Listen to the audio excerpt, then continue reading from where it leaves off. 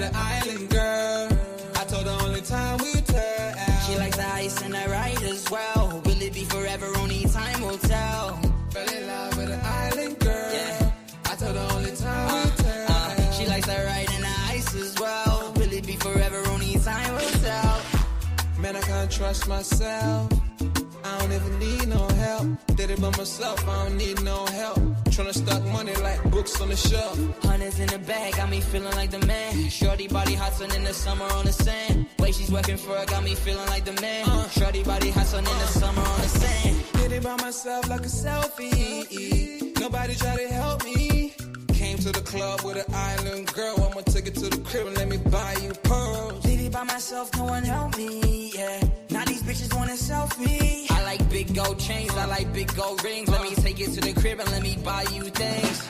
Fell in love with an island girl. I told her only time will tell. She likes the ride and the ice as well. Will it be forever? Only time will tell. Did it by myself like a selfie, yeah. Nobody try to help me, yeah. She likes the ice and the ride as well. Will it be forever? Only time will tell. Big dog status, two-tone paddock. Stacks in the crib, I got a two-floor attic. Got a two-floor attic, got your girl in the attic. But I'ma bring her right back, dude, don't panic, I'm savage. And nigga, if it's beef, we can manage. I know a couple guys who walk around with automatics. I got big dog status, I ain't playing, I ain't average. I'ma leave you hitting static, I'ma leave you hitting static. Fell in love with an island girl.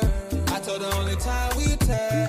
She likes the ice and the ride as well. Will it be forever? Only time will tell. Fell in love with an island girl. Yeah. I told her only time we tell. She likes the ride and the ice as well. Will it be forever? Only time will tell.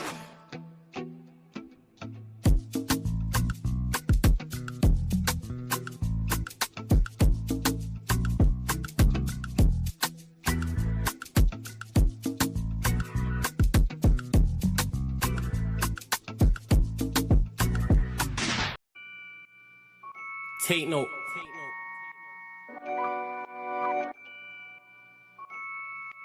Tino, babe.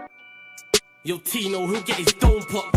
Satin blue on his whip, but he ain't no cop. Don't stop, spray up his motor till it smokes up. Cause what I bought for insurance, I have it wrote off, you joker. Suck on your mum and take note, cause the foreign ring up in his grill. Like grandma stovetop, don't flop. Fuck up the game, like this was Roblox. Oh gunner, running this field, I'm for your walk up. Drum roll, load up a cannon and give her more shots. I put your face on a beam, now you're sword on. Treat you like an old sketchbook, you'll get drawn on.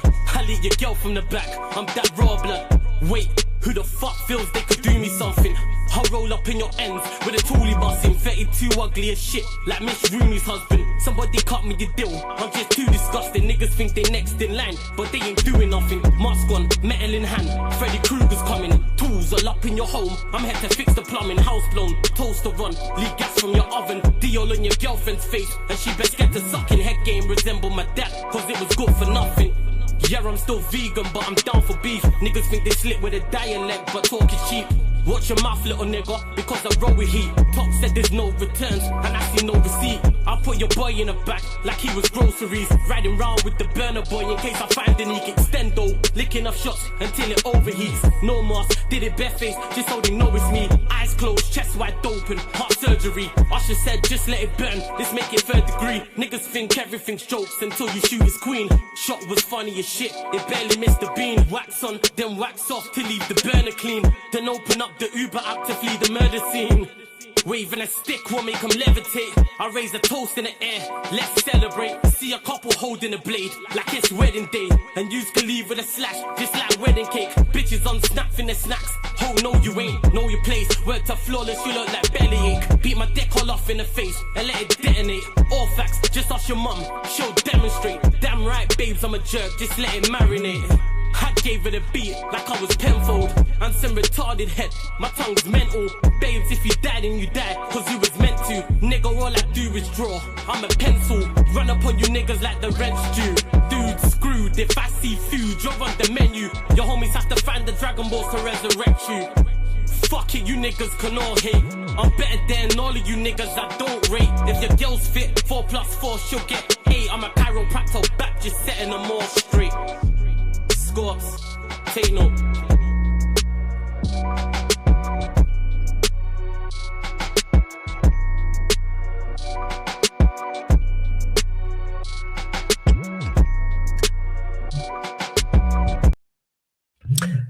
Yes, people, we are back live. We are back live on the Sarcasm City TV YouTube for another edition of the Man United podcast, where we discuss all things Manchester United. As you can see from the title, people, Michael Carrick, 7 wins in 9 after victory versus Aston Villa, putting Manchester United 3 points clear of Aston Villa, with Chelsea dropping points to Newcastle and Liverpool dropping points to Tottenham Hotspur. We're now 5 points clear of Liverpool, 6 points clear of Chelsea in the race for the Champions League spots as well. Of course, Bournemouth on Friday coming up, so get your questions in. Please just keep them all Manchester United related, please, people. Big up to everyone who's joined over from the raid as well, from Troops TV. Shout out to Troops, back again, community, Monts, Lewis, etc. But as always, I hope everyone's doing blessed on this Monday. I hope everybody's good, no matter what the time is. If you're in the UK time zone, it's afternoon, it's morning, it's nighttime, it's evening, wherever you are, people. So, and what I need you all lot to do, actually, big up everyone supporting Sarcasm City TV. I appreciate it. What I need everyone to do, though, is make sure you hit the like button on the video. Make sure, whether you're watching live right now or watching this back after, I need everybody to hit the like button on the video. On top of that, make sure you follow and share across all of the socials as well. Again, follow and share across all the socials. At Yes It's Flawless, at Sarcasm City TV, at Sarcasm City TV, at Yes It's Flawless on Twitter/X, also on Instagram. So retweet and like on Twitter, please. Share on Instagram, please. And equally as important, make sure you hit the subscribe button and hit the notification bell. Road to 17,000 subscribers. We're closing in on 16 and a half, actually. So yes, make sure you hit the subscribe button on the channel. Big up to everyone in the chat as well. Links in the pinned comment. Notice how it's much quieter in here when United do well, you know. I've noticed that. Man, everyone got so much to say. Even when United won and under Carrick and the performances was poor, everybody's got a lot to say. Everybody got a lot to say. Everyone got a lot to say, but now with a good win and a better performances, let's just say I spoke about this in my match reaction. And what I've noticed as well is a lot of people don't pay attention to what I actually be saying. Like, they have preconceived ideas of what they think I'm going to say, and then they respond accordingly. They ignore the title, they ignore the board. I don't think they watch the full video to hear what I actually have to say on things. But first and foremost, I have to big up Michael Carrick, because I said this, I believe the criticism he received was way over the top. I understood the criticism because he got some things wrong. Manchester United had some poor performances. He hadn't played well. You could argue about lineups. You could also argue about substitutions and tactics in certain games as well. But people were treating him like, one, he's the permanent manager, and two, like he's some high-level, high-caliber manager. Pep, who a lot of people regard as the best manager ever. A lot of people have him as that, and even if you don't have him as the best manager ever, one of the best managers, and we're watching him get things wrong. People complained about him against Real Madrid and the lineup and the way City played, and that's with a much better manager in Pep and much better players as well. So it goes to show managers get things wrong, and that's why I said I thought Carrick was, the criticism Carrick was receiving was way, way, way over the top. And not only did we need to beat Villa, we needed a better performance, and we got both. Do I think it was a good performance overall? No, I said solid. Thought it was a solid performance, resilient, and we was good in parts. But I also put part of that on Villa. Villa are a good team with a very good manager. Let's not get this misunderstood. A good team with a very good manager, and there's a reason before that game why after 29 match days, they were level on points with us. They're not scrubs. They're one of the better sides in the Premier League. They have some very good players. In particular, I've said this, wax lyrical about Morgan Rogers. That's a player I would sign in a heartbeat. That is a player I would sign in a heartbeat. Like, again, I don't think it's plausible. It's not realistic, but I'm just saying that's how highly I rate him. And Villa, in particular, after our first goal, bounced back very, very well. They stuck it on us and wrestled momentum back, and that's due to their resilience. They did very, very well. Nephew in the chat telling you to chill. I didn't say, I literally said it's unrealistic. I'm just saying I rate him highly. That's all. I can't rate your players highly, nephew. Is that what you're telling me? My nephew in the chat, a Villa fan, by the way, people. Let's see what else you lot are saying. But yeah, big up nephew, big up FN, Sai in the cut as well. Obviously, the superstar himself, like Sai, what you saying? Hope you're blessed, Sai. I'm all blessed. Hope you're good, Sai. Big up to you as well. But yeah, Villa did what Manchester United have done in many games and wrestled back momentum after conceding. I said, yeah, realistic or not, should hear that. I can't give like my unrealistic signings that I'd love at Manchester United. This is crazy work, you know. It's crazy work. But yeah, as I was saying, and Villa did that. Like they wrestled back momentum, but then what we managed to do was score the second and wrestle back momentum also. And again, props to Carrick, because if the result didn't go our way, people would have complained about the lineup, because he started Sesko in games and people have criticized. He's then not started Sesko and people have criticized. So it's like, what can he do? He can't win because he'll start Sesko. If Sesko don't score and we don't win, people will criticize him. But then if Sesko doesn't start and then we don't win the game and he brings Sesko off the bench and Sesko doesn't score, people will then still criticize him for that. So it's like, you can't win then. I'm at a loss as to what people want to do. And Sesko off the bench is working, by the way. But people are saying he should be starting, which I heard the arguments for it. And people are going to say that now against Bournemouth. But yeah, who knows, man, with that's why I don't pay much attention to it. And I just give my thoughts and views. And when I'm asked questions by you lot in the chat or other panelists, or when I'm on other platforms, I'm going to answer and give my honest opinion. And in regards to the game, I keep mentioning it. Our attack, again, our forward players I rate very, very highly. And they did the business. I'm always looking at Cunha. I'm always looking at Mbeumo. I'm always looking at Ahmad. I'm always looking at Bruno. I'm always looking at Sesko. I'm always looking at Xerxes. They're the five. Whoever our four attackers are on the pitch, sometimes it's more, but whoever our 10 is, whoever our two wide players are, and our striker is, I'm looking at them to take us over the line. And they did that. In particular, obviously, Casemiro has been such a great threat from set pieces over and over, and we're going to miss that when he's gone. Because not only does he attack the ball very well, he defends set pieces very well. Free kicks, corners, everything. And Bruno, great delivery. Here in an area, great delivery out here in the area. And then Casemiro, that's such a tough header.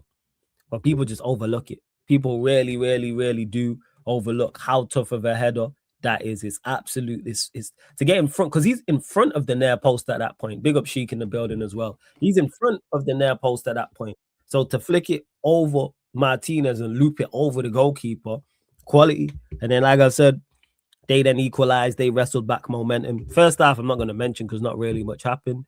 Then they wrestled back momentum. That's credit to Villa. Then it's 1-1. But then we wrestled back momentum. Phenomenal pass from Bruno for that goal. One of the best assists this season.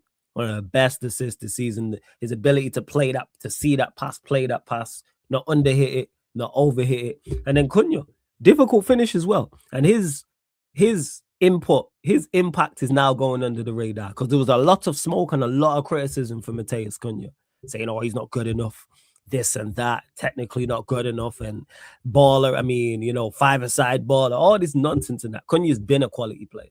And this is why I was critical of him, but this is why I never, ever, ever, ever wrote him off, because I know the quality's there and we're seeing it, because the run was good, first and foremost, and the finish was, and then that gets us back in the game as well. You know what I'm saying? I watch you go back. Our players are genuinely donkeys first, and yeah, and then we get there, and then boom, we score, and then we score the goal, and then the third one, Casemiro switches it out. Cunha again, positive on the move, chests it down, it goes into the box, it ricochets, but sharp reaction from Sesko. He's like, hey, this could drop to me, spins, it takes a deflection, it goes in, and that's game over. But again, credit to Carrick for bringing Sesko on when he brings him on, and credit to Sesko because he's not sulking or moping. He always looks lively, he always looks active. And even the pass that he overhit to Ahmad, I don't know why he's not carried that and shot. It was a tight angle, but I reckon he could have scored from there. So yeah, that's pretty much my thoughts. Let me see what you're saying. And Simon, guys, flawless, you still want Bruno to leave, right? In an ideal world, yes, but we don't live in an ideal world, because people keep talking about pivot players and 10s. I like the idea of 3 midfielders. The problem we got other areas to address. So I think he'll survive, because we got to go. We need 3. Let's say Casemiro's leaving, which is looking like, because that's still been confirmed. We need 3 central midfielders, which I think is more important. And we need a left back, to me. So then they're not just 3 of those 4 are starters. So therefore, they're the areas I'm looking at. I can deal with Bruno for another season, because I think we get better out of him and better out of everybody else with a better midfield and a better left back. And you know what? Even at right back, if I'm being really real, I put midfield trio. I put 3 midfielders and a left back and a right back above any other area. Because if we get rid of him, then you have to go get 4 central midfielders. So I would go with the 3 central midfielders, 2 fullbacks, and 4 out of that 5 are starters. Because our fullbacks don't give enough. And I think once you start, we get better fullbacks going forward. I think Cunha, Ahmad, and Bremer, whoever's playing out wide, plays much better. People spoke about a left winger as well, but that's a whole different conversation. But big up to everyone in the chat. Sheik, what are you telling me, man? Good, man. Big up to you. Shout out to everyone. Make sure you guys are running up the likes, subscribing. I'm doing good, man. Obviously, it's a different time for us, man. This show has just had a whole different turnaround mid-season as well. It's kind of like, when there's like when you're watching these like shows, these Netflix shows or whatever, and then there's like a big bombshell in the middle of the season, and then the entire show just changes. That's pretty much exactly what happened to Mandem United. Look at us now. You could go back to a couple of episodes like months ago. We're all like sad as shit. And we're all just sitting here like, oh, get this guy gone, get Emram out. He's this, he's that. He needs to go. Blah, blah, blah, blah, blah. Look at us now and like suffer. Now, suffer isn't a word in my dictionary no more. I don't know what suffering is. Sorry to cut you off. We now inflict the suffering. Yeah. I see it in Arsenal. You know what I'm saying? I see it in Arsenal. Facts, bro. That is such a bar as well, Flawless. We went from suffering to now inflicting the suffering. That is such a bar in itself. But yeah, man, sound like Dr. Doom in this bitch. Hey, Doomsday, man. It's coming. It's coming. But yeah, man, shout out to Eddie as well. Big up to everyone, man. Good to see all the United fans. And yeah, man, just once again, it's an absolute shame. My dogs. I just always want to mention this. I think this is the 10-week anniversary of that guy getting sacked. So yeah, this is like it's a shame. I just want to say, I always like to mention that it's a shame. It's 7 out of 9 now. Went from 1 in a month to 7 out of 9 with the same players. And just formation change and players playing in their positions and putting them on a platform to exceed and just not suffering, not defensive minded. Man, I remember conversations us three had, and it was just misery, man. It was just glum. It was Mario Kart. When you got the cloud over you. That's what it was. I'm gonna be so honest to you, Flawless. I'm gonna be so honest to you. I'll just make this like I used to avoid this show at that time. I'm gonna just be so honest. I'm gonna be so honest to you, Flawless. I used to not because I don't rate any of you guys. I rate all of you guys, and I always love hearing all of you. It's just I couldn't talk about this team, bro. A couple of months ago.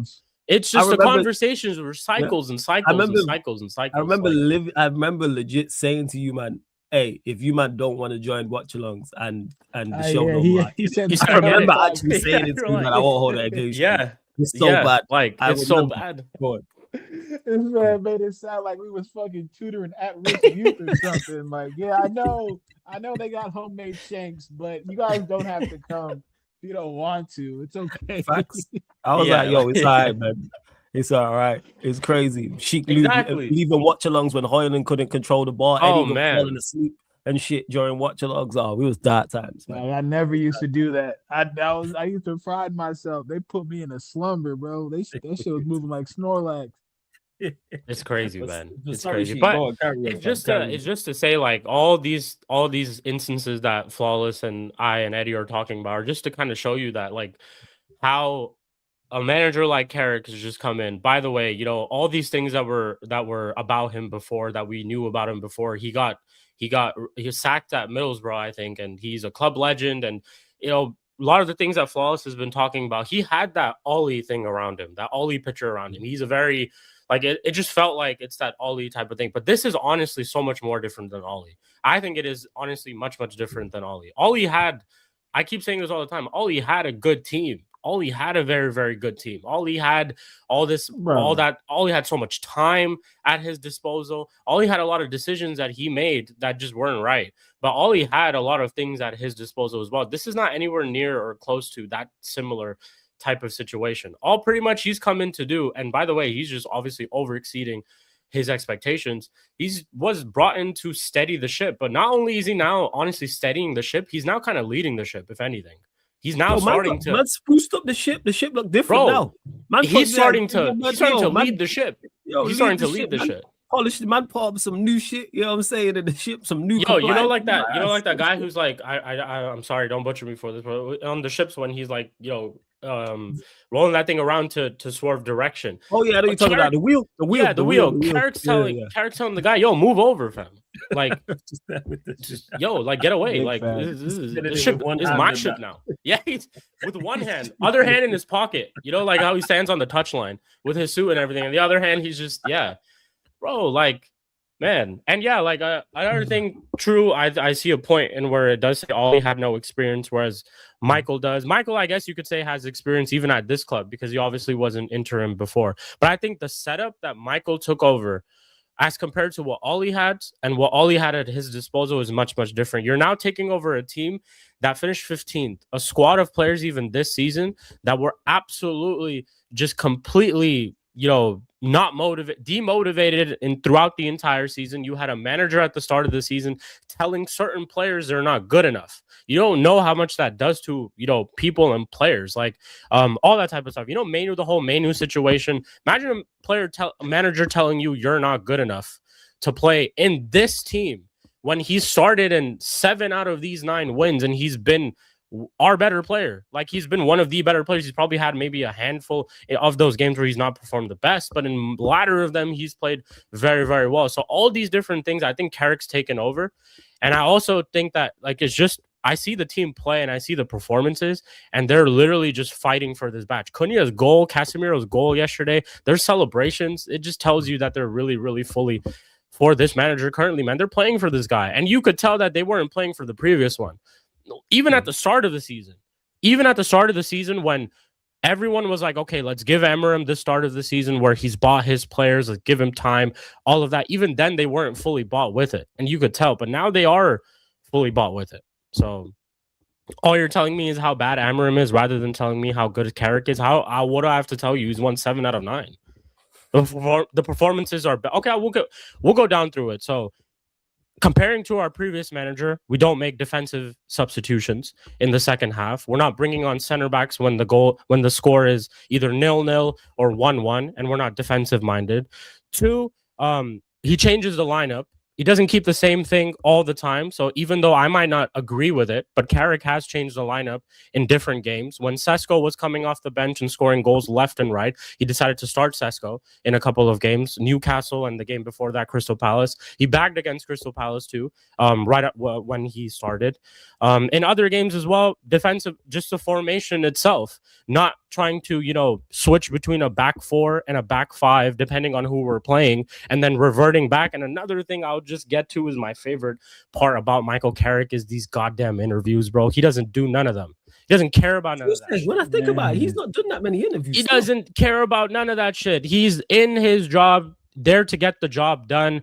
He's going to speak. All that I do, if I do hear anything from him, is always him praising the players in our team, currently talking about how Manu needs to be in the team, how certain players like this need to be in the team, how the identity of Manchester United was gone, this and that, all that type of stuff. Like, that's what he really speaks about the club. It's not giving excuses time and time again. Obviously, he didn't come out after the Newcastle game and give excuses. Like how Ruben Amorim would come out after every loss and give us excuses of, this is why this didn't turn out well. This is why this didn't turn out. We're going to suffer. We're going to suffer for a very, very long time. That's what he told us. He told us this very season, by the way. He told us this same statement, this very exact season. We were going to suffer for a very long time. A storm was coming. All of that type of shit. All right, man. All right. What are you saying, Eddie? And I'm starving the better questions. Don't worry about it. Thoughts on the win. To the gang. Shout out to the gang first and foremost. We deserve this. You don't understand, when you're on the front line of a battle between good and evil, the evil being Amorim and his caliphate, people, we deserve this. We don't deserve nothing less but this, man. Let me tell you something about yesterday. I have never in my life seen a glow down the way that people thought about Unai Emery having this Manchester United job because of Michael Carrick. He had that boy looking real funny in the light. All you people was talking about Emery needs to come to OT. That's how we can be a serious club. Dead that. Oh my God. Listen, people. Oh, to be fair, we didn't even play that well, but we dominated. That's what people don't understand, right? There was maybe I'll give them 25 minutes in the first half where I felt Aston Villa were a part of this game. Mm-hmm. From that point on, just us, and they fed off what we gave them. That goal, I saw a handball, I saw offsides, and they still gave to make it look interesting. I come on here, I just want to talk about the players real quick. Yeah, cool. Lenny Euro, keep shutting these people up, dog. Please do, because the collective gasp I know a lot of you people watching Manchester United had when they were in, and Lenny Euro makes that last-ditch tackle. Yeah, yo, fam, I was one of them, yo. I thought penalty. Come on. That's I've seen him go to slap. I let you because it's human behavior. I get that. Yeah. I'm talking about them other scrubs. I get you. Yeah, you dig what I'm saying? Who was counting a 21, 22-year-old center back out? Meanwhile, he's playing in Haram activities, and you count him out. Last time I checked, Morgan. Man, he's only 20, you know. He's only 20 years old. Sorry to cut you off, Eddie. He's only 20. He only turned 20 in November. When he comes to watch this World Cup, he ain't in no clubs. That's what's crazy about it. He's on the outside looking in. It's crazy, but I digress. Because we had grown men off the booger sugar trying to tell me that this brother can't play football. I don't want to believe it, and I don't want to hear it. I never would, and I never can. So he'll stop there. Harry Maguire, listen, man. I know why they pleaded you out in Greece now, dog. They're afraid of you. They don't want you to come back. The way I've been seeing you put hands and bless these people, they don't want you back in Greece. They don't want that smoke. I know you put it on the police officers. I know you did. I'm seeing how you play center back. I know you a problem, bro. Couple fireballs, couple Jägermeisters in. Oh, yeah. You a problem for the bouncers. You a problem for the bartender. You a problem for everybody in that club. So congrats, Harry Maguire. Diego Dalot, leave my club. I'm going to just leave it there. I'm going to keep it positive. Leave my club. Luke Shaw, leave my club. I'm just keep it right there. We're going to move to the midfield. Casemiro. Say it slowly, people, so they understand who you're talking about. Casemiro. That's what it's called. Casemiro. Moving like John Wick out there. Just shots for everybody. Just violence for everybody. Goals. 6'7". 6'7". Words will never, I'll never be able to express to this man. I hope I do one day. How much it was a joy and privilege to see him play the game of football when he was at his top. When we actually allowed him to be the guy who Real Madrid fans were crying for when he left. Again, let me repeat that. Real Madrid fans were crying when he left, but he comes to England and the football is getting past him. I'm going to leave that right there. Y'all think about that. Kobe Minor, listen, bro. You don't got the complexion for the protection. So whatever you do, it ain't going to be good enough.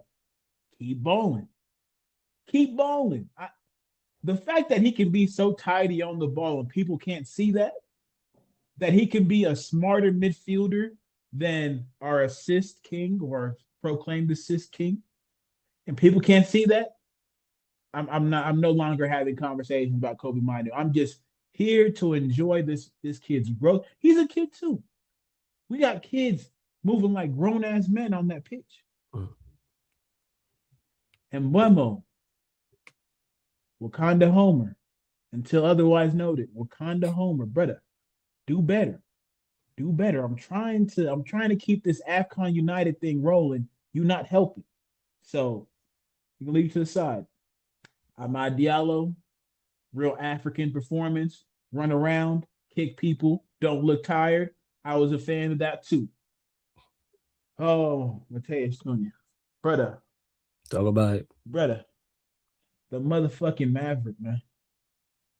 This how you know when somebody's playing at their own pace. Go on. They can walk as much as they run and still dominate a game. I don't have to be sped up. I don't have to play at your speed. I play at my speed. I do what I want to. I control the ball when I want to. I make plays when I want to. I make runs when I want to. And now here's going to be a tough one for me to get through. So bear with me, people. Bruno Fernandes. Let me breathe.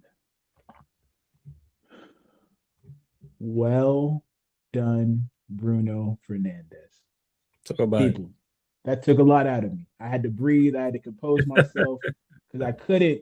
My brain was fighting me. It was like I was about to stutter, like I was about to misspeak when I said what I said. But I'm telling you, well done, Bruno Fernandes, man. I can't.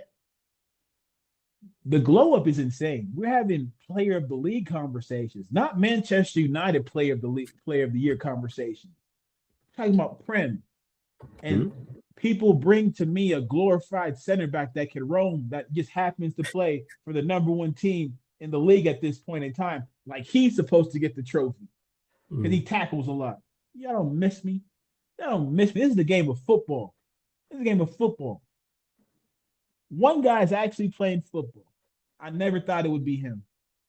I'm gonna be real, bro. Like the vision, and people can talk about the crosses, right? People can talk about his assists are coming from crosses. Everton, you fucking scrubs.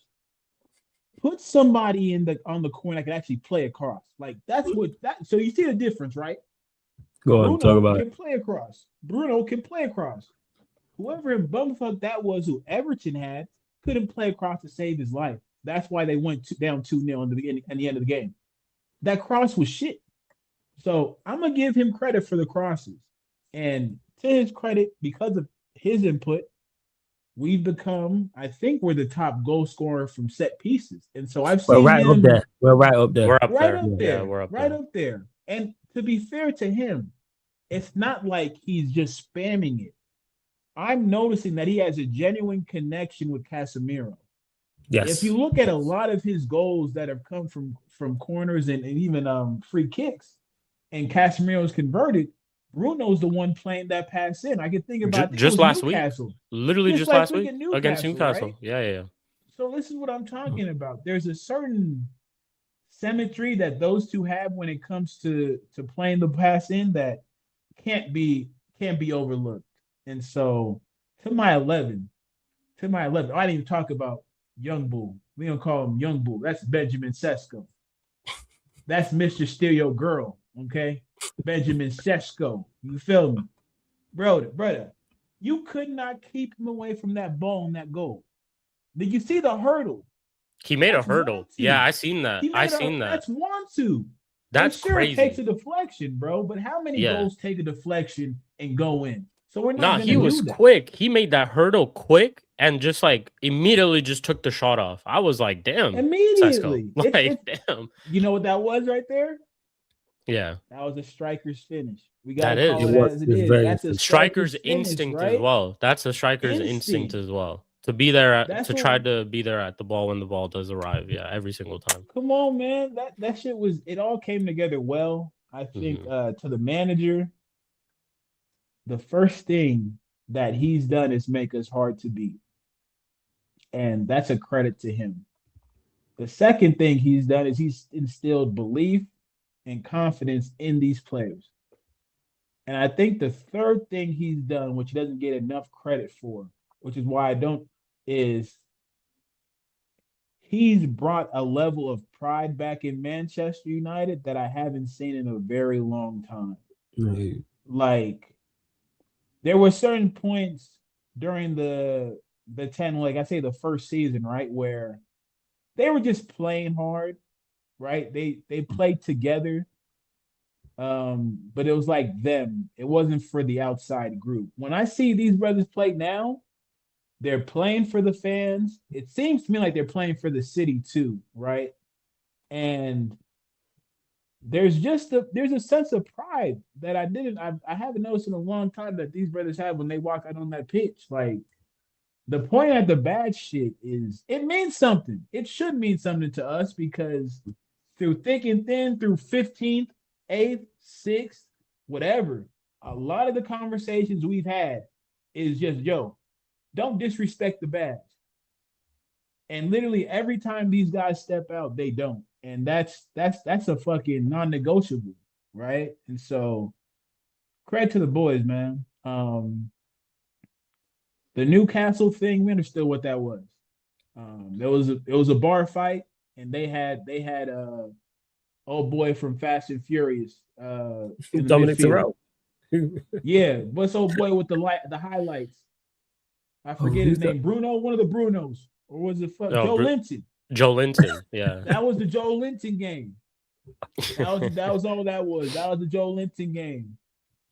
Because Joe Linton looked like old boy when they went to Mexico. You remember they went to Mexico with the cartel and all that? Yeah. Yeah, and they was fucking driving in the tunnels. He looked like one of them. Yeah. So that was the Joe Linton game. That was the fucking Asuna game, whoever the fuck he was, coming out of nowhere. Malasia came out of solitary confinement, forgot what fresh air smelled like, and he messed up. That's okay. We let that shit slide. But after that, to get back on the horse and do what we did, proud, bro. Proud, because a lot of times that type of performance will just get us on the downturn. But I think we're past that, man. We really are. And like a couple of things I want to mention too, because I don't know why I got irked by that comment that like compare Michael Carrick and Ruben. All right, let's compare, because I got comparisons, all that stuff already right now. I don't know if you guys knew this. So after this win, Michael Carrick now becomes the best Premier League he becomes the Premier League manager of all time with the best start for any manager who has started ever. He also ties Ange Postecoglou for that, because Ange Postecoglou also holds that record currently. Ruben Amorim in his entire time at United got a total of 58 points in the Premier League. How many do you think Michael Carrick currently has? So he got 58 points. He got 58 points in his entire. Michael Carrick is sitting 23 points after 9 games. Just this season, after 9 games. I was including his first time around where he. So even if we were to, let's say, include, so 9 games is Michael Carrick so far. We've played 30, so that means Ruben Amorim got sacked around match week 21, 22. So in this season itself, he had 21 to 22 matches that he coached at Manchester United, right? He has a total of 58 points, 15 wins, 13 draws, 19 losses. Michael Carrick currently, obviously, in a short sample size, gets 2.56 points per game, whereas Ruben Amorim was getting 1.23 points per game. Just to go towards a little bit of, I guess, the how XGs and all that stuff has changed. Surprisingly, actually, at a time under Ruben Amorim, we had the highest XG in the Premier League. I think it was like 1.94 some point during the season. I remember we had the highest XG. Also, though, we had one of the highest XG conceded under Ruben Amorim. Under Michael Carrick, our open play XG conceded is only 0.48 per game. Because even defensively, miles. Yeah, and I know, again, sample size is really, really small. It's only 9 games, but look at some of the goals that we concede. They're bangers. They're not teams ripping us apart. There's not players failing to track back or someone not doing this or someone do that. Oftentimes they are mistakes, but oftentimes also they're just worldies that Lamens is just conceding, that the poor guy just can't save. But that does kind of honestly explain why the XG conceded for us is only pretty much 0.48 in the game. Tactic wise, though, I mean, I'm not a tactician to get too much into it, this and that, but it's pretty obvious to you there. We were playing 5 at the back, where we required all our 5 players at the back to be there for build-up.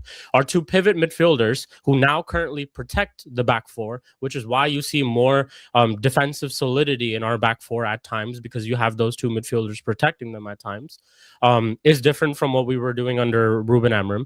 The build-up was such a big problem with Ruben Amorim because of those 2 specific midfielders. One, you're requiring the back 5 to be there during the build-up as well. But then every single time in that formation, it's a man marking type of thing. So if players are being man marked, you're cooked, because the two midfielders are not going to get the ball, and even if they do receive the ball, not even going towards the ability of these two players. You need to have two pivot midfielders who are very, very good on the ball to play in that system. If you don't have two very good pivot midfielders, you can't do it. Reason why we're seeing Bruno Fernandes perform so well, and there's reasons why people are saying that his assist record is going to be broken, because he's playing in the 10. He doesn't have to worry about all those things that Bruno Fernandes, I don't rate him. Flawless doesn't rate him. Eddie doesn't rate him. But the one thing that all of us can agree on is that pivot position was never his position to play in. He was never going to be good in that position. I don't know why. I honestly can't fathom how Ruben Amorim calls himself a tactician and then plays Bruno in the pivot and says things like Mainu's not a good player. But anyways, the rest is history. But yeah, these are just small differences to how we went from 1 win in a month to 7 and 9. What have I just said? Changing the formation, putting players in the positions that they need to play in, and all these tactical, obviously, changes that I've talked about before too. But that's all that's really been the difference. That's all really it. If we're really looking into it, I knew Cunha was a baller. I knew Mbeumo was a baller. They're continuing to score. They're actually playing, if anything, not so much Mbeumo, but Cunha has actually been playing a lot better under Carrick than he was against under Ruben. Sesko's improved under Michael Carrick than he was under Ruben. So all I'm seeing right now are players actually improving under this current manager than the previous one. So I don't get why there are people who are still critical of Michael Carrick, who are still not enjoying this, like who are still saying somehow the performances are not good enough. Look at our reactions after goals. I know sometimes our reactions aren't the best, but like yesterday when we went 1-0 up, it was terrible from us. We just literally sat off. We invited a little bit of pressure. It's kind of like how Villa came back into the game. Times after that, though, previously, when it's 1-1, or even if it's 2-1 when we concede or whatever, we fold. But we've now, under Michael Carrick, not only on this game, but even in other games, found a way to crawl back and still in it. Arsenal away from home, we conceded first, then ended up going 2-1 up, then ended up conceding again to make it 2-2, still went after them and won the game. There's so many games that I can think about in that aspect, but these are all like differences that I guess that what I see in the team and what I see at the club currently of what Michael Carrick is doing. Now, things can change. I know we're currently sitting in a great, we're on a high right now, all of that. Things can change, this and that. However, I can only speak about what I'm seeing right now. And I've said this to you before as well, Flawless. If this does continue, and if we continue to go on this, run of good form and performances do stay at a certain level and all of that, he's making it hard for him not to get the job, to be honest. True. I agree with that. Making it really, really hard for me too. He's making it really hard for me. And I think the more I watch his play and the more I understand Casemiro leaving, I think it just puts Adam Wharton at the front of the list for me. We'll get to that. Any other midfielder. We'll go to it. It's Wharton. Yeah, he says question for the panel: Wharton and Anderson at the same price. Which would you want if you could only get one? Where you at going? Since you mentioned what I was going to save this till later, but since you mentioned Wharton, we'll go there now. Well, yes, I'm sure we can, just ping pong it around like we always do. But for me, because while Casemiro isn't, what we consider a top level progressor of the ball, he reads the game so well and makes the simple passes that allow Kobe to be in the areas where he can be the brightest. We know Kobe. The thing with Kobe that people have to understand is he's not a natural fit at 6. So he's kind of in this middle ground of between 8 and 6 from what I see from him, where you look at his responsibilities and he's just tame right now, right? Like he's just very much doing what the team needs him to do. He's not being expansive with the tools that he has at his disposal, because we know he can finish. We know he can dribble past the player. And we've seen glimpses, but I definitely think that it's directions from Carrick that are, and for good reason, because with Bruno being so advanced up high the pitch as a midfielder, the last thing you need is two very expansive midfielders, which is why we all used to have those gaps in midfield. And so, in order to keep the defensive structure, like we've talked about, he places himself next to Casemiro. And so Wharton is comfortable in those areas that Casemiro finds himself in right now. And he's a great passer. But he can't read the game like Casemiro because he hasn't seen as much football as Casemiro has seen. Like Casemiro is like an advanced level, like AP, like tenured professor when it comes to his football shit. Look at his closet. Look at the medals, bro. You don't go through those battles that he's been through and that shit not change the way you perceive football. Right. And so when I think of Wharton, I think Wharton naturally can distribute, which will help Kobe. Kobe won't be tasked with having to do the distribution. Now, if we were selling Kobe, which I don't think we will, I would say go in for Anderson and Wharton because I think Anderson pushes you up, right? Like he's always looking to get his feet to ball and do something with it. And it'll be interesting to see because again, I've said it, I'll say it again. I said it in the comments when you were on Saeed's stream. I say it again. If I'm me, I'm selling high on Bruno. You saying why the stocks are high? You treat him like you treating him like he's Austin Reeves right now. You know what I'm saying? You trade him while the stocks is high. Well, hold up, a little too much dip on your chip there, Flores. I'm with Eddie. You with AR-15 now, yeah? You saying get rid of LeBron? Man, listen. The Kente cloth got put in the closet for a little bit. I didn't see Austin Reeves do his thing this weekend.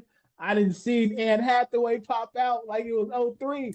Brother, I'm having an identity crisis right now. I don't know what to do. I don't know how I'm handling myself right now. And I'm in the motherland. I'm saying this, so I'm going through it, boss. I'm going through it right now. But I'm just, I'm looking at him and I'm just like, bro, he got to go. Because I mean, honestly, I was here with Madrid talking about they could use a midfielder like Bruno. Talking a little something. You see the goal Goulart scored. Man scored from inside his own half. You see that? I seen that. Let's do a switch. We're doing a switch, huh? Let's do a switch. Take Goulart. We'll take Kevin Bingham. In a flipping heartbeat, I would. You know what I'm saying? Yeah. So that's where I'm at with the midfield. I think the midfield it needs a revamp. Yes. And especially if Bruno's gonna be there. I honestly I'm like with Kobe, like I'm seeing it. I'm like, bro, it's the Prem now, right? So these midfielders is actually fucking moving. And he covers ground. Give him credit. He covers ground. He covers ground, but you know what it is? It's the tempo at which he does it. Right? It's like the quick transitions that happen. Like structurally, he can get to where he needs to be, right? But there's those moments in the game that you can't coach, like an errant pass or just like a freak deflection. And to see his stop-start motion is nothing. What Kobe has nothing to do on the ball. It's everything to do with his athletic profile and us just having to realize that they say the same shit about Xerxes, right? It's the tempo which he plays with, and you can see that's why Carrick doesn't really play him because Carrick likes his team to play at a certain tempo. And it just, with those two, you don't see it, but I don't think you necessarily need, high flyers. You just can't have too many slow people. No, is what I get that what you're saying with that. Yeah, we have too many. I get what you mean. Our midfield, Bruno's not quick. Bruno, the ball is what makes Bruno quick, meaning because he plays those quick passes, he's quick. Casemiro's not quick. He just knows where to be at. But like I said, with like those moments you can't coach, you can't recover like other guys in the Prem can. So long-winded, I know, but Wharton is the guy for me for sure. It is. In regards to this, to answer the question directly from H, I would go Wharton over Anderson simply for the passing range because I think our team lacks that. Like Eddie just mentioned there about the tempo.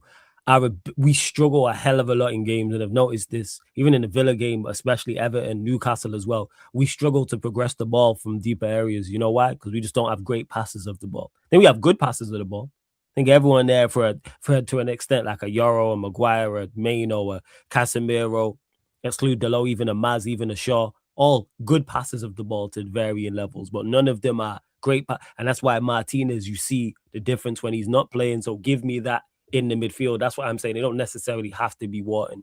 And to expand on this question as well, because big up Canadian Cam in the chat, he's mentioned Shout out we Cam. need more than one midfielder.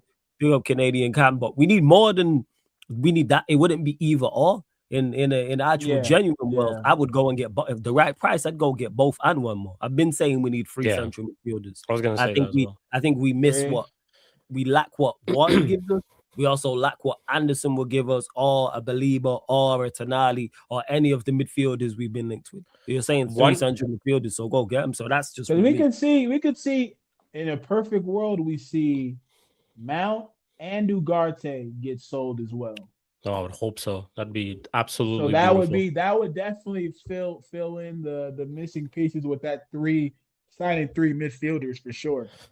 Yeah, that's the thing is like one thing is the most important thing, of course, is that we lack in that area. But 2 is also like next season, if we find ourselves playing in the Champions League, and I expect us to be better in cup competitions, it's gonna be a lot of games. It's gonna be a lot of gonna have to deal with games, injuries, all that. Just need to have a bigger squad. We actually let go of a lot of players this past season. Looks like we're gonna be getting rid of a lot more too this upcoming summer, hopefully. Yeah. So if that is the case, then we need a lot, especially in the midfield, because we lack a lot in that department. Right now, if someone were to get hurt, it would mean Ugarte and Mount would immediately get into the team. And look at the difference from Ugarte and Mount getting into the team from what we have right now. It would just be an absolute night and day difference. And that's why we need quality. We do need quality. Because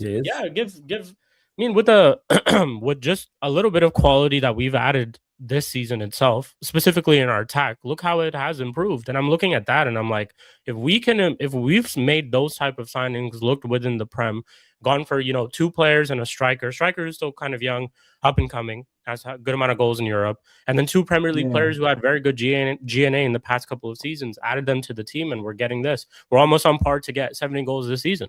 We're currently sitting at 54 right now, so we're on par to get 70 goals for the season. We had these conversations, right, where we talked about the amount of goals these new signings would bring to us. Yeah. And I think one other part that we forgot to mention was if a change of manager occurred, we were very confident that we would meet the numbers that we placed in front of them. Right? By the way, I have the numbers up. Sesko has 9 goals currently in the Premier League. And Buemo has 9 goals currently in the Premier League, and Cunha has 7. Mind you, Cunha, to be honest, more of those 7 goals have really started now. With Carrick. And Buemo, obviously, here and there, the guy, to be honest, he's a lot of his 9 goals, by the way, I think he scored it against all the top 6 teams this season. He's a big game. He's a big game player. So 9 of those goals, to be honest, are against the top 6 teams, which you can't complain about at all. He scored against Arsenal. He scored against City.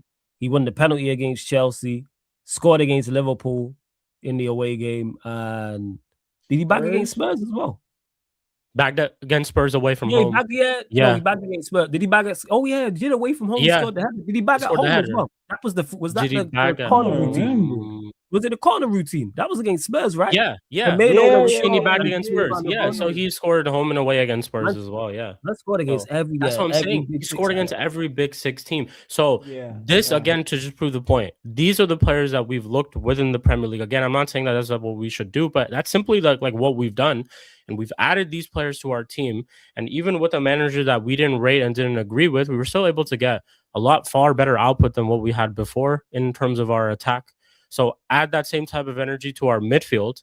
And I'm not saying that we're going to be cooking or whatever next season, but I can definitely see us having improvements how we've had in our attack, in our midfield, and see where we go from there. But yeah, shout out to Cam. He put a couple good comments in the chat when we talk about there's this thing in the NBA, and I'll just say it in sports, right, where you can't operate on 2 timelines, right? Where you can't have a team that's young and developing that also wants to compete for trophies. You got to commit to one timeline or the other. And so the thing that I'm noticing with this squad right now is we're building towards being a very, very competitive team.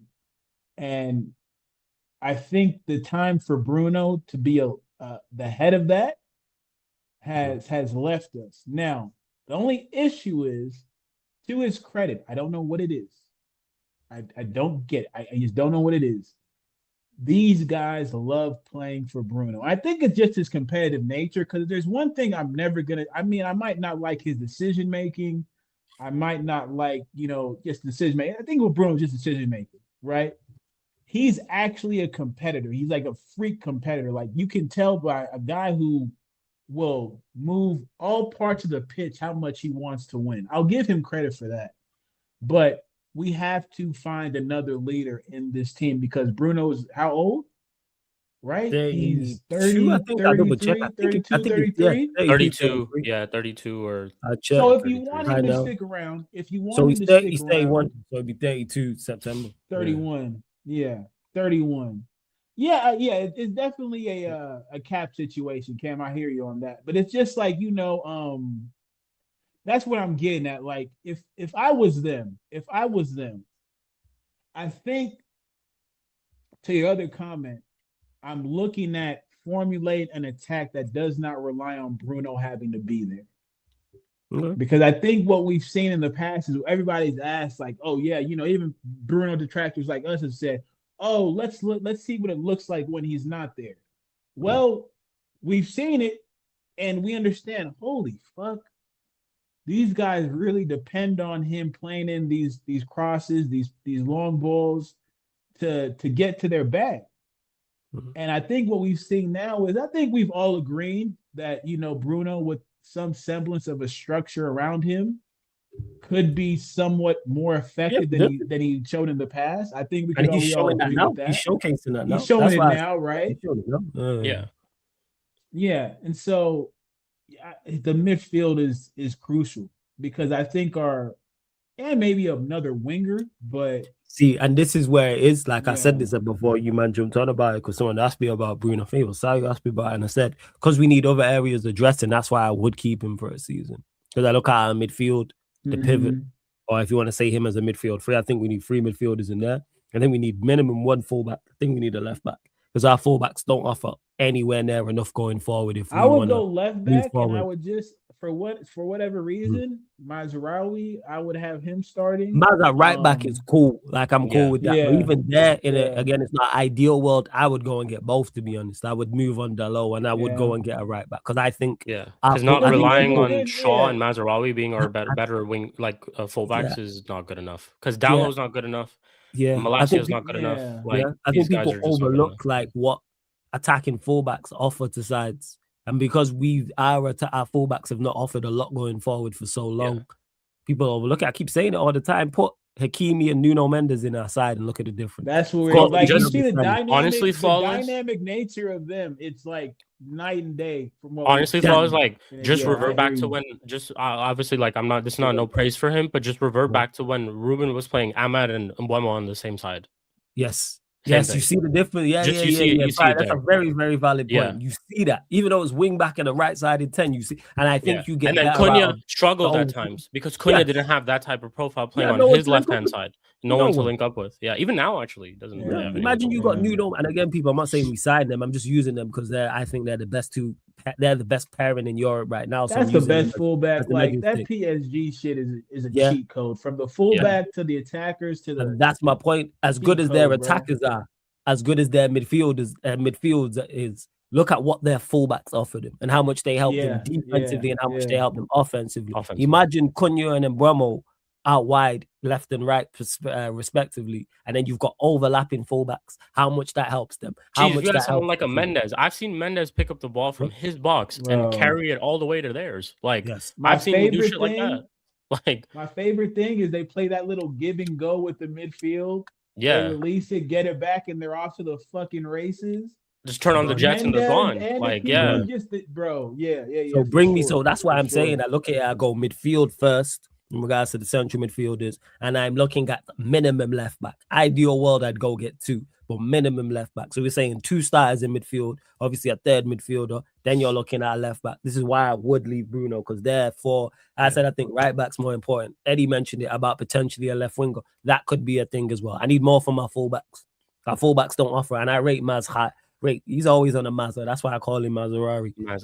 I need more. Yeah, that's why I call him Maserati. Like, why'd you call him Maserati? Because he's always on a Mazda. Like, he's just consistently good. I need more from my fullbacks going forward now. Like, Cam mentioned it there. You see what Lewis Hall offers Newcastle. Oh, I know Chelsea out here kicking themselves. Yeah. Chelsea gotta be out here kicking themselves. That shit crazy. You see what he offers. You see what Mendes and Hakimi offer PSG. Like, so that's where I'm at. Imagine this, and I think that helps Bruno, and that helps all the other attackers if we have 2 more attacking outlets. Because if you shut down our front 4, adding Casemiro to that from a set piece, but like from open play, really like that, you shut down our front 4, that's it. Don't really have any other creative outlets. I throw Mano in there, we can. I'm saying fullback wise, ball goes to our fullback. When's the last time one of our fullbacks really created anything like that? Where you go, hey, they had a very good game offensively. On the ball, they was causing havoc, or even with just their running power. So hopefully it's something we address. Hopefully. Yeah, hopefully. Whether we will or don't. But you lot can run up the likes, you lot, man. Run up the likes, people. Run up the likes. Make sure. Let me say one more thing real quick. Yeah, go on, Eddie. Of course. I don't want to let this shit leave me. Hey, bro, Roy Keane, do us all a favor. Shut the fuck up, bro. Just shut up, bro. Just ain't nobody trying to hear that shit, bro. Honestly, just shut up with that shit, that hating ass shit, bro. We out here winning games. You supposed to represent us, and you out here moving like my ex. I don't need that type of negativity in my life. You remind me of my ex. Just mad. Yeah, I did this shit. Yeah, I did it. What we gonna do? What you gonna do? Yeah, I said, yeah, I did it. Yeah, I did it. Yeah, I did it. It's crazy, yo. Like, how many times you gonna keep bringing it up? Like, how many times? Thank you, Sheik. Thank you, bro. Don't encourage the behavior, man. Don't encourage it. Let it happen. Don't worry about it. Don't worry about it. Look, back to what I'm saying. You still mad because old girl called you to see you next Tuesday. I'll call you. I won't say it on his platform, but I might type it somewhere and make sure you see it. You feel me? Get mad at me. Leave my manager alone, bro. We trying to bring some good vibes here. This is one manager I have not cussed out within the span of 2 weeks, bro. Yeah, just chill. Leave him alone. But what we gotta remember, I hope you. To my ex, I hope you watching. I'm doing just fine. I'm doing just fine, shorty. To dislike the shit. She about to dislike this video so fast. I'm just fine. Here the thing is, he said it on the overlap, and this resurfaced as well, that he's not a Manchester United fan. People need to realize that. He said it himself. He said he's Spurs. That's crazy. He's not a Manchester United fan. That's yeah, Roy Keane said this on the overlap. He said he's not a Manchester United fan. So I think people need to realize this. I'd add in the fact Carrick's wife said what he said about Keane like 13, 14 years ago. I swear it was like 2013. It might have even been before then. But yeah, with it, what I would have liked to have seen, because I didn't actually watch the clip. I only seen like what he had said, the quotes. When he said, there's many better managers than Carrick. I wish they would have asked him. They asked him. Oh, did they ask him? Who did he say? They didn't answer. He didn't answer. He was. That's why I said he was on that Emery bullshit, but he got caught out because Emery got cooked. He was trying to get Emery. Then Emery got cooked by Carrick. Yeah. You running out, man. You know what I'm saying? You see me in the X5, baby girl. I don't see you. I don't see you. You see me in the X5. Yeah. The windows is tinted. Yeah, same names. You know what I'm saying? Like, that's where I'm at with it. Like, if you think there's better managers than him, cool. Do I think there's better managers than him? Yeah. Yes. But do I think there's it's not wrong? do I think there's much better managers than him? No. Like I've said before, if you're telling me Enrique's walking through the door, I hear it. Carrick, thank you for everything you've done. Enrique, welcome to Manchester United. Yeah. And Ancelotti just extended his contract with Brazil, so that's now off the table. Who are the managers again? He went to the beach. He went to the beach. He ain't trying to leave Brazil no time. Oh yeah, facts. You see him at the carnival. You know what I'm saying? This guy was at you seen him at the carnival with the dark shady glasses, so the missus don't know what's going on. Yeah, Carlo. I was at the carnival getting kissed on by 3 different women. I was like, yo, all right, Don Carlo. Right here. 3. I was like, all right, man. I was like, okay, all right. It's crazy, man. Big up Canal as well. He was telling the host what his favorite Champions League win was. What crazy type of flex that is. Yeah. He was like, there's one time I was in Kiev. There's one time I was in I won in Wembley. Yeah, was it Wembley? Yeah, I won in Wembley. There was even one time that I won with Italy. Like it was even a time back then where I was winning with Italian teams too. So that's crazy, man. That's crazy. Okay, big up to Canal, says big up Flawless Chic and Eddie. Lovely weekend, GGMU. Hey, big up every time my guy. Come on, and that's where I'm at with it. Like, who are the managers? And Sheik mentioned it earlier on in the show about if he continues to perform well. I'm judging Carrick off Carrick. I'm not putting him in the same group as Ollie. Like, if now again we got 8 games left, if we lose 5 and performances go to shit, then I'll be like, all right, you're not the guy. But if he continues to perform well and continues to get good results and continues to get good performances and continues to showcase his skill set, why not? People keep saying this all the time. Yeah. Oh, it's going to be Ollie all over again. Not necessarily. You're just basing it off Ollie. That's what that is. Literally, that's just there's nothing about Carrick that Carrick's done that makes you say yes, he's going to fail. He's doing very well currently. He's exceeded. Has he made mistakes? All managers do. He's exceeded all expectations. No one expected Manchester United to be where we was at, including myself. As I was saying before he got the job, don't give him the job. No way. He's exceeded my expectations so much. I'm going, all right, there's something to this. Now let's see how you do to the end of the season. Because I was saying if you're going to give him the job now. But now it's like, all right, let's see how it goes to the end of the season. That's where I'm at with it. We got 8 games. Do I think we finish in the Champions League spots? Yes. He's giving me that confidence. Eddie mentioned about him, like the team playing with a certain pride and etc. And United fans having a certain pride. And that's where I'm at. He was asking for the basics and he's now delivered that and more. Because I'm confident of us getting Champions League spot. I've said this for weeks now. Yeah. Wherever we get 3rd, 4th, 5th really don't matter. It's like, bragging rights. You can laugh and joke, ha, ha, ha. And we still have to play Chelsea and Liverpool too. And I'm still confident we get Champions League while still, despite having to play them two teams. Oh, yeah. They getting smoked. We get Champions League. They getting smoked. Oh, that's that good barbecue. Now, flawless though. So I think I've asked you this before. This to you and Eddie as well. Let's say that scenario does happen. Let's say Carrick's flying. We finish 3rd. All everything's going great. And there's talks of him becoming, our next manager. But then a top manager like Enrique is available in the summer. You have those two options. You go get Enrique. If it's Enrique or Carrick, is Enrique. But that's the only manager I'm saying about. That's the only one. That's the only. It was him and Ancelotti. But like I said, Ancelotti extended with Rizzo. I said from the jump, Ancelotti, Enrique. Ancelotti's no longer available. I highly doubt Enrique is available. I agree. Maybe he is. Maybe you could chat with him. Maybe it's on what PSG do. If PSG go and win another treble, does he say, I've done everything I want to do? Let me go and dominate England. Because to me, I think it's an easy sell.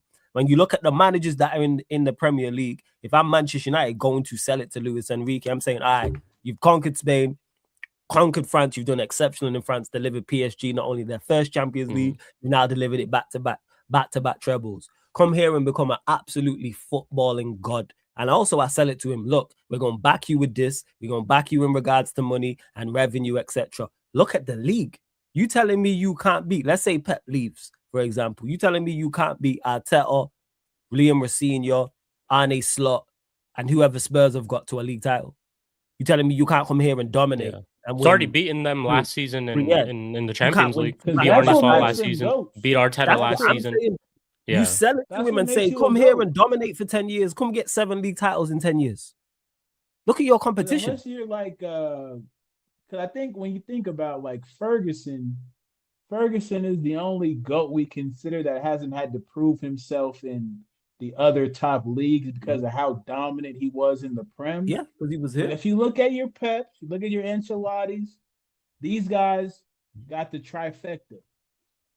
Luis Enrique is also one who he doesn't like any bullshit. He doesn't mess with any bullshit. If he sees any bullshit, he lets that shit go. If he saw Mbappe not tracking back.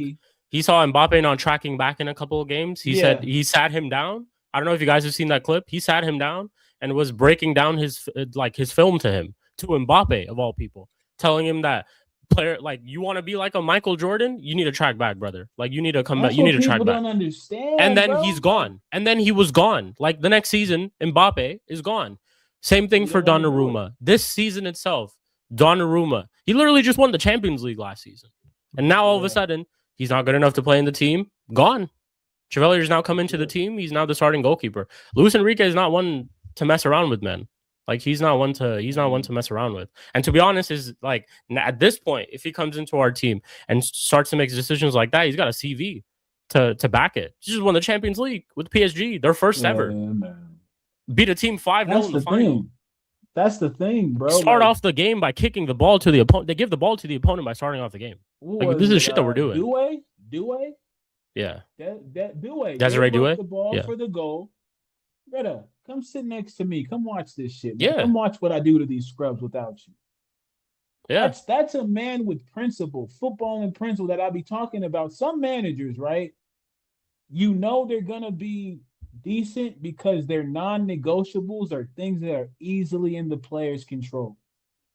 What I mean by that is the effort and the structure I put you in don't deviate from that shit.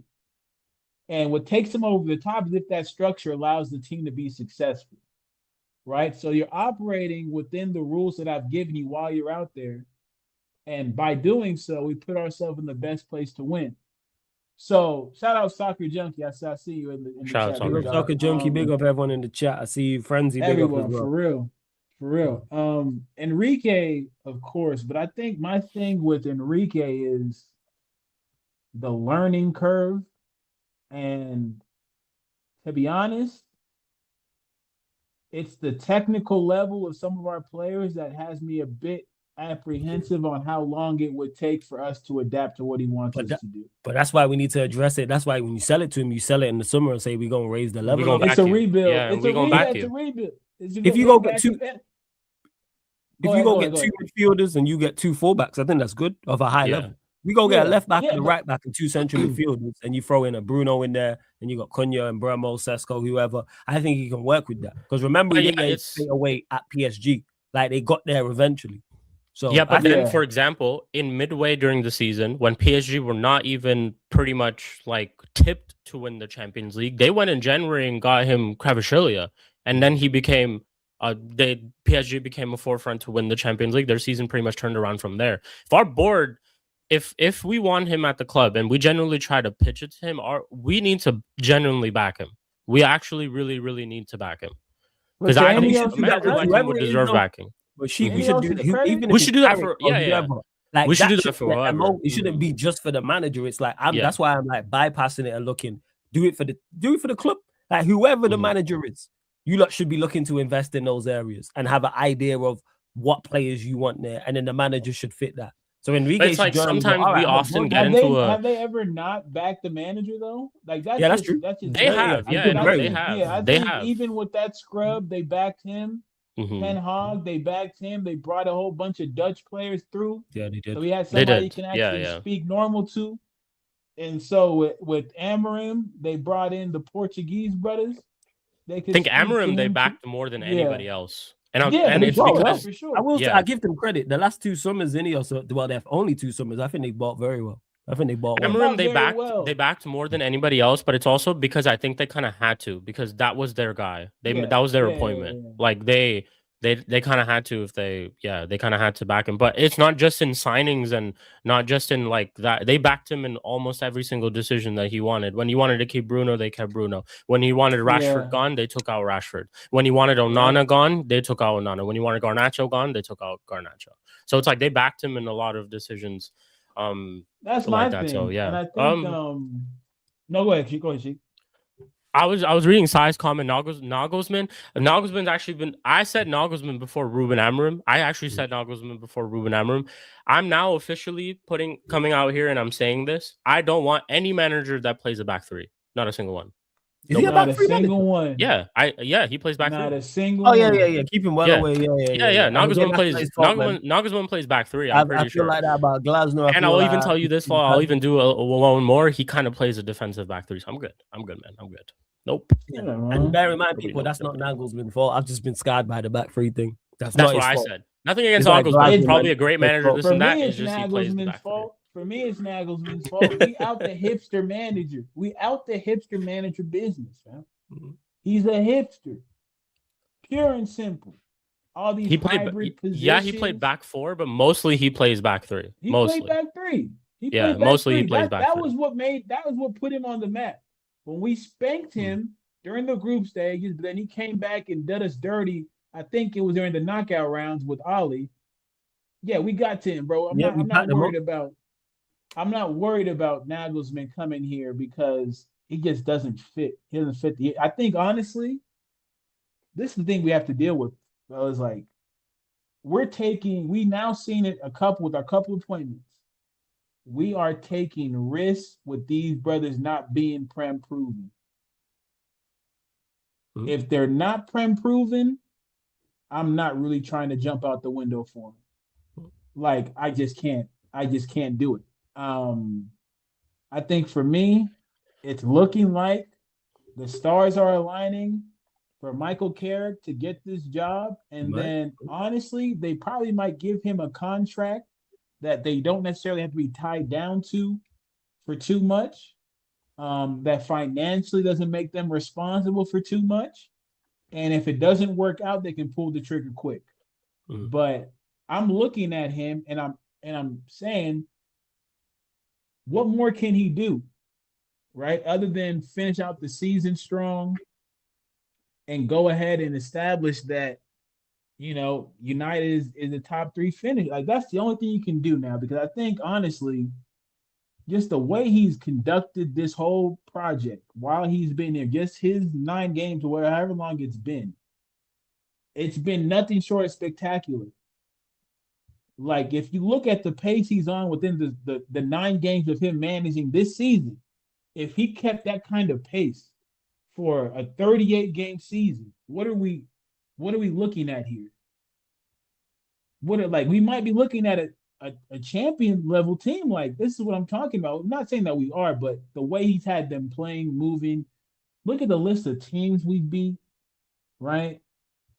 And it's for me, I just got to give him at this point. I'm not committed to him, but I'm definitely going to give him credit for what he's done because nothing short of phenomenal, bro. I just can't. Yeah, if we wanted to, every week we'd come brag on this dude because I understand he's going to get us a result, like pure and simple. Yeah. One thing is also like, being happy just about getting results, but I think it is more than that. And it's like, it's not just the fact that Carrick is getting results. It's the fact that like you do see performances, you see like character of the team, you see all that type of stuff. You see it from Michael Carrick and what he's instilled into the squad. Because like I said, this squad was in the ruins just earlier on in this season. How they've gone from that to this, literally by a change of a manager coming in, is a big thing. Also, I just wanted to mention we need to keep an eye on Real Madrid this summer because they're gonna have some midfielders leaving, and there's a couple that I would take. I still until I hear them rumors from reliable sources. I hear you. I'm with it. I'm hearing it. I'm hearing Camavinga's available. Camavinga ones are it's getting loud. Like it's getting really loud. I'm hearing price tags now. I'm hearing all this. Like they're open to his exit. Run me Camavinga. 50 million. Look at that though. Camavinga, you remember we were in for you before Real Madrid signed you. We wanted you at our club. I remember this. We were really seriously linked with Camavinga before he went to Real Madrid. The profile is perfect for what we need. Now, I think, again, that goes to he's a part of a 3, right? Because if we say, oh, yeah, we're bringing in Camavinga, we have to understand the injury history, which is what I'm kind of thinking that we didn't do when it came to De Ligt. Right, because De Ligt had an injury history, but the price was too good to be true. So we went ahead and got him. But now we're kind of seeing, this back injury is reoccurring. This is not something new. He's had back injuries in the past. And so when you look at Camavinga, he's had his fair share of injuries. I think you bring him in with a 3. If you make it like, it's a shocker, but Camavinga, Baleba, Wharton type of ordeal. I think that's perfect for us. Jesus Christ. I think that's realistically like you just say that's a FIFA midfield. Man said, you feel what I'm saying? Camavinga. Hey, listen. How much is that gonna cost? Jeez. Listen how I'm breaking it down, right? It's United, mate. It's United. We could do the Kawhi playing trees shit if we really want to. We'll get a brother some money. Jim will show up with that brown paper bag. We've been brown paper bag billionaires since the beginning of time.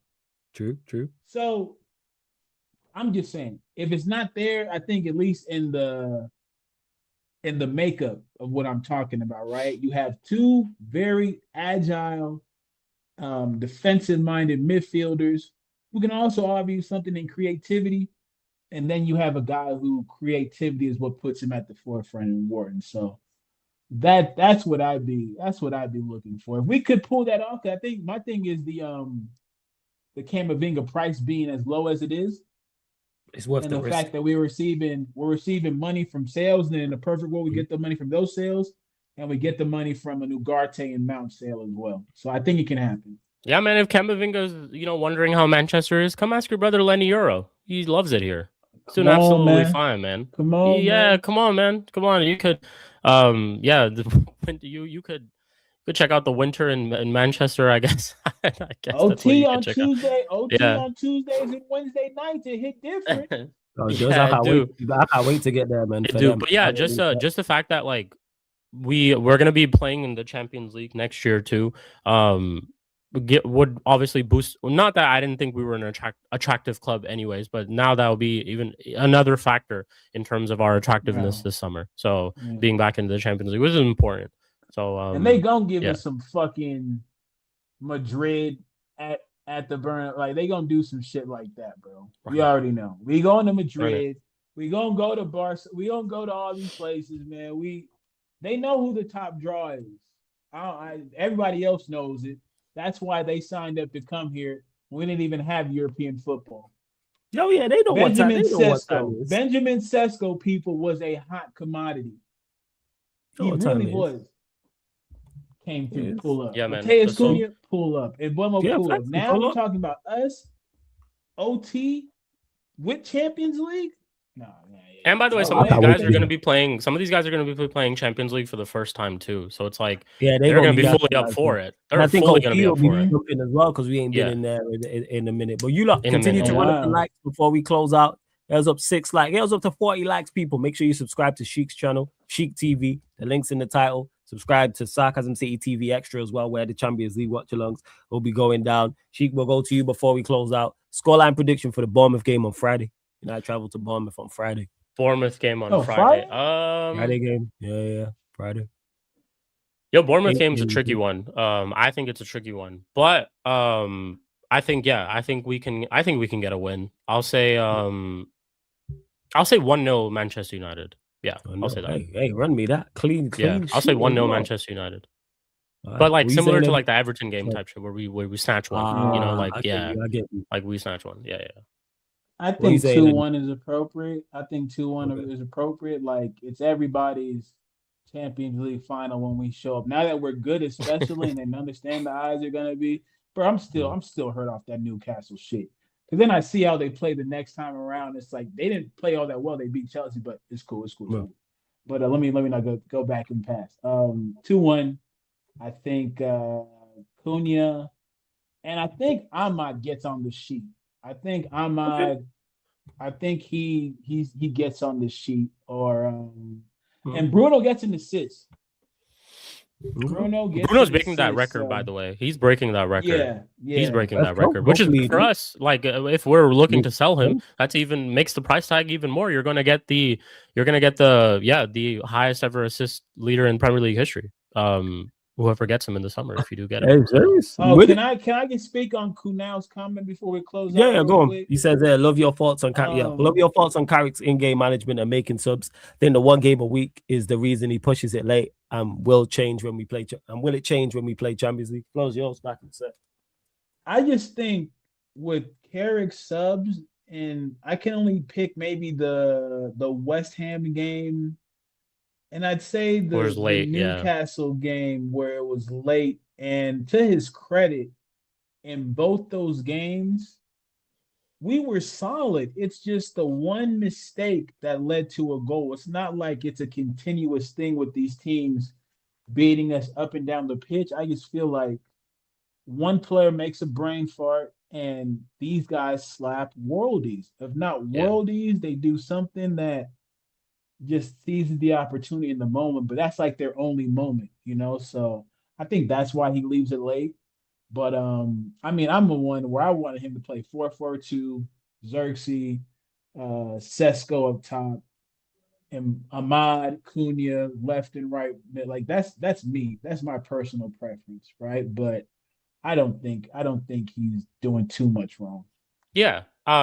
Me too. I completely agree with Eddie. I think it's like maybe it is the fact that it is just one game a week, and obviously he can't even like who knows how things would change. But yeah, I think he's improved though in that aspect where times where he's made substitutions late.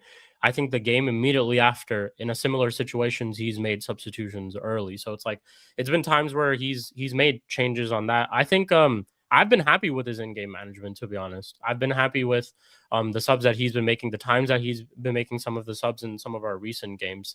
Will it change when we have Champions League next year and we're playing in midweek, cup competitions and stuff? Probably. I think it probably will, because then you have to factor in all these different games that you're going to be playing in squads, and it's going to depend on our opponents if we have big games back to back or if we're traveling, all that type of stuff. So I think he will change, and I think it will be a little bit different. But in terms of what he's doing right now, I don't really have too many complaints about his game management and making subs. All I can tell you, it was better than the last guy, so I'm happy. For sure, it was better than the last guy for sure. This Michael Carrick does actually set us up to win when he makes his subs. That's one big difference itself, is that he does set up wins. Can't remember the game, but there's times where he does bring on almost every single attacker to try to get a goal. And as differences from like Ruben Amorim. So obviously sample size is small, doesn't have to worry about other games. So maybe that could be a reason why sometimes he leaves it late. But I've been okay with his in-game management and his subs, to be honest. I have no problem with that currently. Yeah. He's managing, like I say, people want to criticize and say, oh, how will he do with 2 games in a week and 3 games in 10 days? We don't know yet. So far, he's managing the 1 game a week thing well. I think he manages it well and rotates. Yeah, people are convinced, oh, he's not going to rotate well. We don't know yet. We say you have an agenda. There's nothing to suggest he can't rotate, and there's nothing to suggest he can rotate, because we've not seen it. All he's doing currently is addressing what's ahead of him. That's what he's doing. He's dealing with when he put Sesko in the starting lineup, who was off the right? Was it Embuemo? Yeah, Embuemo. Mm-hmm. See, that's the thing. I want to see that Ahmad, Sesko, Cunha. I think Embuemo needs to be dropped. I trust them to play. I think he needs to be dropped. Yeah, I trust them to play the long, because I don't know if you guys know. I think everybody noticed it. It was the weirdest thing on that game on Saturday we won. No Sesko, crosses are being put in. Yeah. I kept saying that too. Sesko, we want to play the ball with the feet. It was just like a weird kind of like Twilight Zone type of thing going down. It didn't make no sense to me. I hope they kind of correct that. Yeah. Because we've seen Buddy jump in the air and get connections on a couple of them, and I think he's actually scored a couple of headers too. So hopefully we change that up. There's like 2 specific crosses that I can still remember in my head from yesterday's game that were literally meant for a striker, and we did both those crosses in the first half, by the way, when Sesko wasn't playing. I think it was probably because like Victor made a good point yesterday. I think it's because of how he wants our team to press going for up front. He wants to have more of those, those pacey players out there in terms of a press, because we don't do our press is different from Ruben Amorim. I think we have a more systematic press now. It's not every single time that we press either. It's not that we press like every single time. Yesterday, I remember in the first 10 to 15 minutes of the game, our press was really good, and Villa were struggling to play out of our press. Once they started getting a little bit comfortable of playing out of our press, we kind of stopped it at times, and we just didn't really revert back to it, which I don't know whether it was something that he changed mid-game or was something that he started off with thinking Villa were going to play a certain way.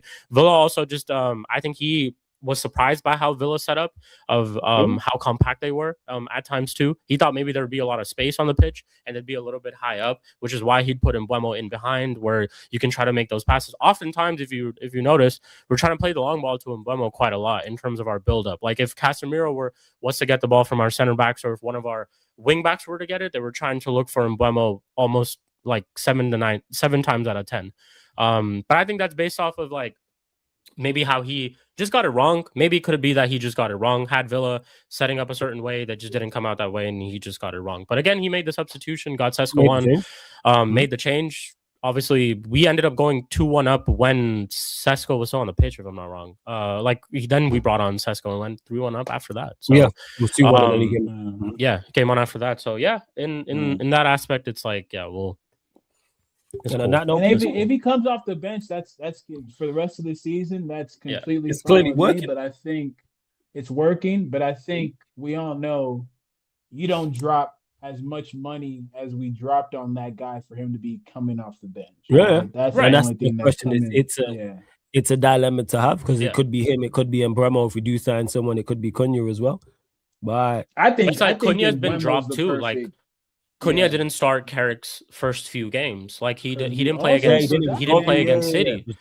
It was Dorgu. It was Dorgu since he's like, so even he didn't start his first few games, and that's enough. You know, I can't even lie. I totally forgot about Dorgu. He still got to come back. Yeah, Dorgu, he's back. Yeah, we got options. Yeah. We got options, but Sheik, he's so run. Shout out your channels. Let them know where they can find you, all that good stuff. Yes, sir. Big up to you, bro. Shout out to Eddie as well. Big up to everyone on the channel, man. Make sure you guys are supporting, subscribing, liking the video, all of that. I had great conversations today regarding the club. Sheik TV is where you guys can find me. I know it is Monday. Normally it is Monday Night Madness, but I'm busy today, so we are going to be running the show tomorrow. And someone's making an appearance after a very, very long time. My brother M. De Niro is coming back to the show. We haven't heard from this guy. I haven't heard from this guy since I met him. I haven't heard from this guy since I met him, which was like in December. Yeah. So wait, is that tonight? Is that tonight? Tomorrow. 10 p.m. Oh yeah. Tomorrow 10 p.m. He sent a message like in the group chat after like months, and he was like, "Yeah, guys, like I'll be on the show this week." Yo, man, shout out my guy M. De Niro. After months, he said that after months, huh? Yeah, after a very, very long time. Okay. Yeah, after a very, very don't ask no questions. So yeah, you don't ask no questions. M. De Niro, brother. Shout out M. De Niro. So yeah, make sure you guys do check that out. Mud Brothers tomorrow, 10 p.m. UK time. Spurs fan will be back after a very, very long time. So we're going to ask him about all of these things that are regarding Spurs currently, relegation. We're going to ask him how it's going to feel when he's going to be in the championship next season. But yeah, make sure you guys do check that out. Sheik TV on the road to 2K. Big up to everyone. Eddie, anything you want to add, you joke, man. Yo. Oh, man. It's been love. This is why I enjoy this show. I enjoy it more when we're winning. Facts. I'm winning in real life. Shout out to my ex again. I never told you when I was going to come back. I told you I was going to come back, but you ain't have to wait. It's all good, though. It's all good. I hold no grudges, and I hold no pain. But shout out, again, the chat, everyone who sent in the comments. Yeah, man. Y'all make sure you doing it tomorrow? Nah, probably not on tomorrow, no. But I'll chat to you, man. If you might want to run something, we'll figure something out. Still. Friday, though. You know, we had the homies. We had the homies that wasn't able to pull up. Yeah. Probably Friday after the game. But yeah, people, the reason why I got to run is because I'm doing Aaron's. I'm filming with some content with Aaron. So shout out to Aaron every time. So that could be a regular thing. And then Friday as well, the Bournemouth game. This is going to be good. Me and Double A are going to be with Saeed for the watch along. So yeah, that's going to be good. It's a movie. That's going to be good. Not got an excuse. I don't even know if Saeed told you lot, but yeah, man, we got us. Actually, yeah, he did. Yeah, we did on the end of the show yesterday. So yeah, that's going to be good fun. Double A, Saeed, and myself. That's going to be fire. That's going to be so fire. So no watch along on Friday, people, but I'll do a Man United after. So probably like 12:30 a.m. UK time. So if Eddie, you Sheik around, you two, obviously feel free to join. But people, we're going to redirect to A Kevin, AN Sports. Put Sarcasm City TV raid in his chat. Make sure you hit the like button and subscribe over there again. Sarcasm City TV raid in his chat. This has been the Man United podcast live on the Sarcasm City TV YouTube. Thank you very much for tuning in.